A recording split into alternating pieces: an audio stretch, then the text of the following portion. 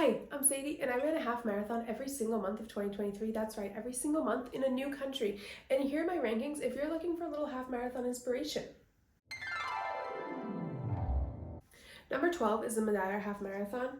This half marathon goes to the city of Funchal. And listen, I don't want to give this the number 12 slot. Like, all these races were good, but someone has to be the worst. I really wanted to like this one because A, I've heard amazing things about Malaga, and it was my first time visiting, and I was so excited. And B, I live in Portugal. I love Portugal.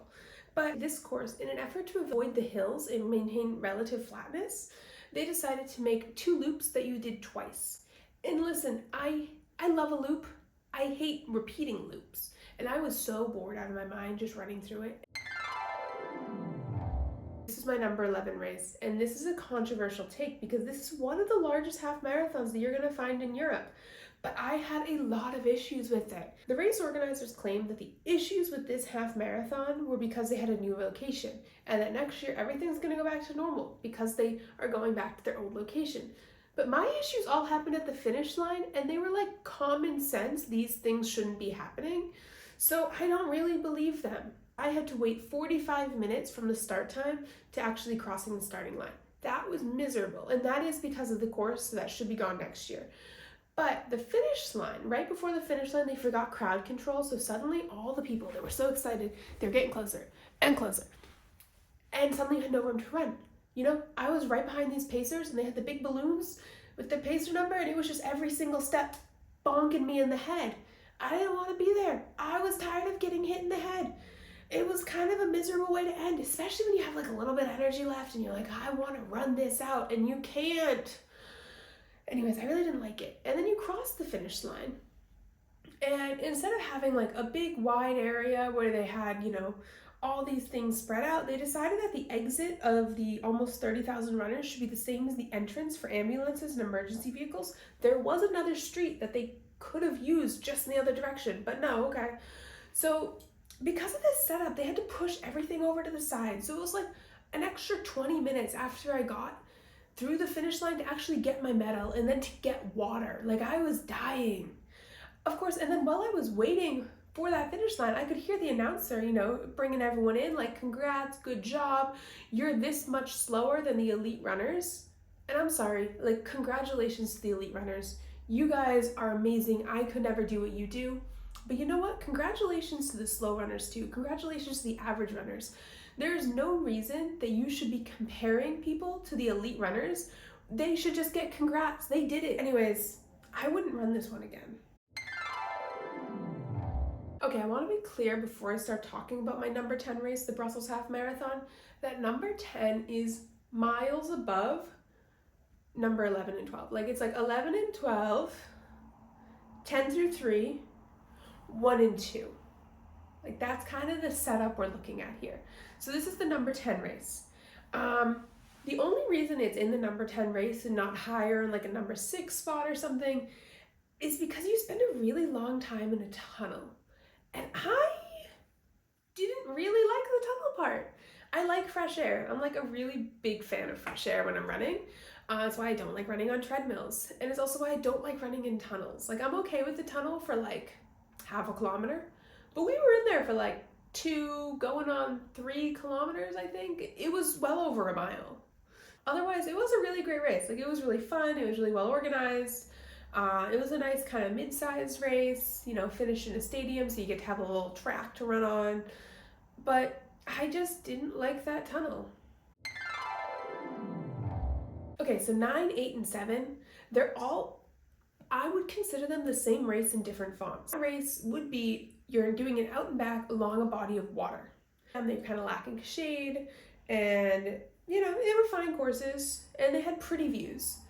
But they're not my favorite type of course, which is why they're going in that 9, 8, 7 spot. I don't like out and backs. Again, I'm all about variety when I'm running. So this is the number 9. It's the Clontarf Half Marathon. You went out and back along a bike trail, which is why it's in the number 9 spot. It was a little bit crowded at times. Also, because it's Ireland, I guess, I'm not really sure. It was really windy there. And when I mean like really windy, I mean for the first half of this half marathon, I was cruising. I was so proud of myself. I was just like, oh my gosh, I am a fast person. Like, look at this. Look at me go. I've run 6 half marathons this year. This is my 7th, and I'm going so much faster than I would have thought. And then I turned around and it turns out the wind was pushing me. And then the wind was pushing me backwards for the second half. And I think in that second half, my legs worked harder than they had at any other point this year. So that's really the reason that this is going down to the number 9 spot, whereas 8 and 7 are gonna just kind of push it out, even though they're all essentially the same race. Number 8 is the Budapest Spring Half Marathon. Again, like I said, it was an out and back along a body of water. The views were a little bit better on this though, because you're passing, Hungarian Parliament, Buda Castle, these gorgeous bridges. You're running under some tunnels that are really cool, but like only for a short amount of time, so it's chill. I did really like this race, but it's just number 8, because again, somebody has to be number 8, and these are some amazing races in here. This was my 7th favorite half marathon that I ran this year, and it was also the very last half marathon I ran this year. Like I mentioned with the other 2, this one was a little more loopy, but about half of it was an out and back along the water, and it was really pretty. The palm trees, the Mediterranean, gorgeous. But again, it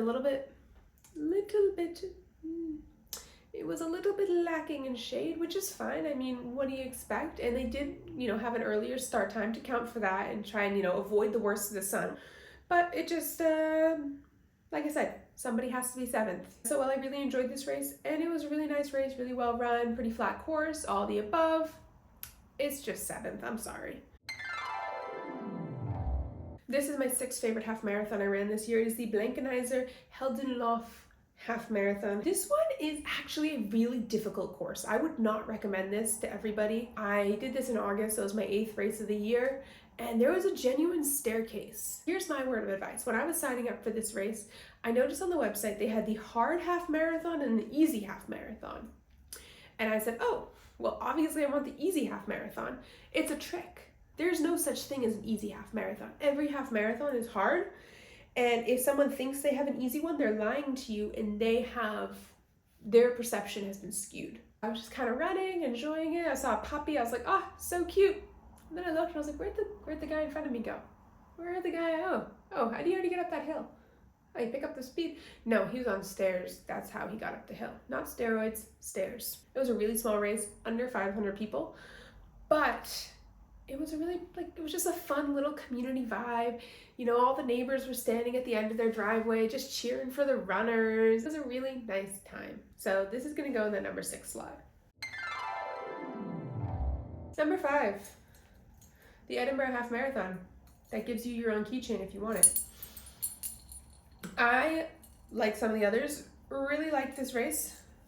I thought it was a really cool course. It's not an out and back or a loop, just an out of the city. So you're passing through, first you got all the historical parts of Edinburgh, and then you're passing along like King Arthur's Seat and that whole park, and then you're some more neighborhoods, and then you're out along the beach, and then a few more neighborhoods, and you're next to like a horse racing golf course thingy. And then you're at the finish line. And along the entire route, there were so many people cheering, and they had amazing signs. Of course, I might have a bias here because obviously I speak English, and this was one of the only countries I raced in that also spoke English. So there might be some bias that I could actually read the signs, but they were still really funny signs, and there were just more of them than I'd seen in any other races. So I think even with that bias, it still counts. Now, the reason it's number 5 is because you do finish about a good distance out of the city. Like, I think if you have a car, it's not that far, but I did not have a car, so we had to walk 30 minutes to a train station, and then it was a 6-minute train ride into the city.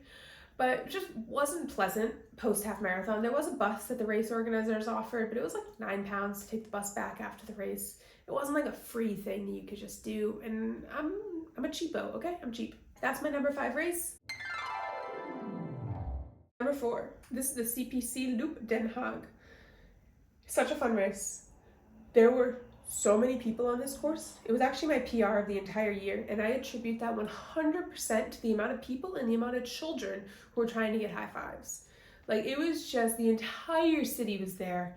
Genuinely, when I say like a lot of people came out for like the Blankeneser Heldenlauf, yeah, sure, there were a lot of people, but like this was a lot of people. Like, the entire course was filled with people, and it was just a really fun time.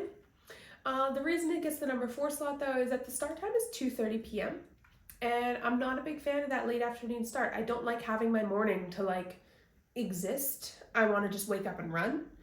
But otherwise, it was a really nice course. The only hill was surprisingly at the beach. I would have thought that was, flat, but you're kind of running up like the dunes behind the beach. You're not really on the beach. So otherwise, great course, really fun time. I plan to go back, run some more races in the Netherlands because I had so much fun. Number 3, fall in love in Verona with the Romeo and Juliet half marathon. So a couple disclaimers about this half marathon. It is very much geared towards couples. I just kind of thought it was like a cool literary thing. Did not put together the February 12th race date with Valentine's Day. That's on me though, for like not really thinking about Romeo and Juliet as a love story and thinking about it instead, as a tragedy with teenagers. Lots of couples if you run this one. But there are also a lot of cool costumes and a lot of people dressed up because it was kind of a Valentine's Day Romeo and Juliet themed race. The course was also really pretty. I think it was like my ideal course. I wish the people who created this course could give lessons to every other race director in the world and be like, this is how you make a course. Because it was, you went through the historical sections and you went out and you were running through vineyards and you really got to see like the entire city. The course is a little different this year, but it honestly kind of looks cooler, maybe even better this year than it did last year. And you're gonna finish now in the center of the city. Now, why is it number 3 and not number 1 and number 2 when I love it so much is because this is probably the best of what I'm gonna call normal half marathons. This would probably be number 1, but my number 1 and number 2 are like amazing for more than just being a half marathon. They're amazing in a totally different way. My second favorite half marathon in the entire year is the Beaujolais International Half Marathon. It is a wine half marathon. So you're running and you're doing Beaujolais Nouveau wine tastings while you go, and it's so much fun. Everyone's dressed up in costumes and everyone's having a great time. It's not really a marathon in the sense that you're like running to get a fast time. Like you are running here just so you can take the next wine break. I did it alone. I was supposed to with someone else. Ended up running it alone. It was still totally fine. You start drinking wine and everyone becomes best friends. So it was a really good time. I would recommend dressing up if you attend, just, to fit in. This is absolutely amazing. Great time. Of course, if you don't drink wine, probably not for you. Number one. Let me influencer this. Number 1. This is the Midnight Sun Marathon in Tromsø, Norway. It is one of the northernmost half marathons in the entire world. You are racing above the Arctic Circle. The race starts at 10:30 at night. So you're passing, you are running at midnight, unless you're really fast. I'm not. You're running at midnight under the midnight sun. So the sun is up. It's like this golden hour light cast over everything. The course is an out and back, but that's okay because you're running through fjords, you're running through these beautiful snow-capped mountains in June.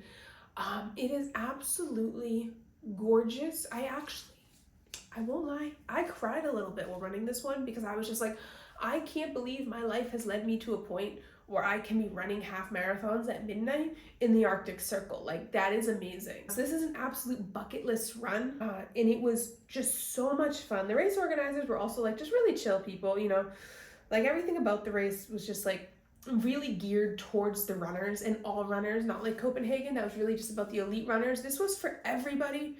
The head race organizer, he waits at that finish line until every single person has crossed the line. And I just think there's something really beautiful about that. This was my number 1 race. It was so much fun. I love Tromsø. I really want to go back, either do this one or do their Polar Night race. I kind of feel like this isn't a normal half marathon in a sense because you are running at 10:30 at night in this beautiful place. So it has this unfair advantage compared to the other ones. If you like that video, you can hit subscribe. And in the description of this video, I have all the links for all of these races. You can learn more from my own experience and then sign up if you're interested.